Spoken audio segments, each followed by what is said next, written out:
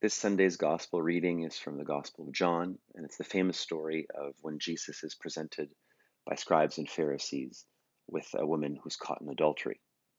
And they ask him, "Teacher, what should we do? Should we stone her or should we not stone her?" Either way, Jesus would be in a bind, whether it's with the Jewish authorities or whether with the Roman authorities, if he acquiesces to their request of stoning her. And so he famously kneels down and he starts writing in the sand. We don't know what he's writing in the sand. He gets up and he says, the person who's never sinned should throw the first stone.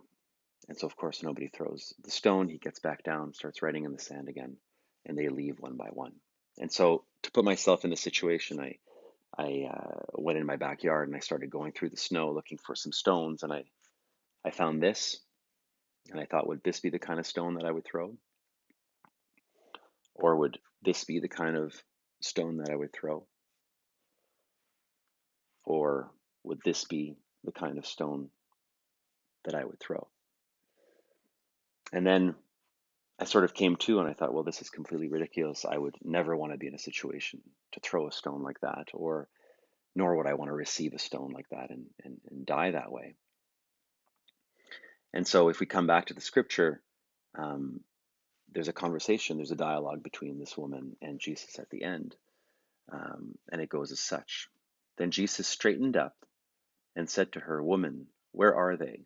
Has no one condemned you?" She replied, "No one, sir."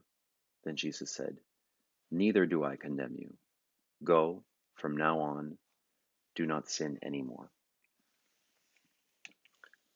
So the reality is that the only person who could have thrown that stone was Jesus, because he is the only one without sin.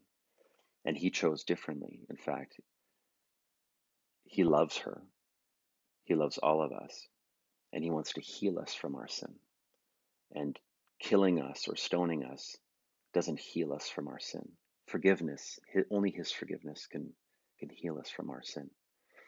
And so I really want to encourage all of us when we reflect on especially that passage, "Go and sin no more." What is our relationship to sin? Are we attached to our sin?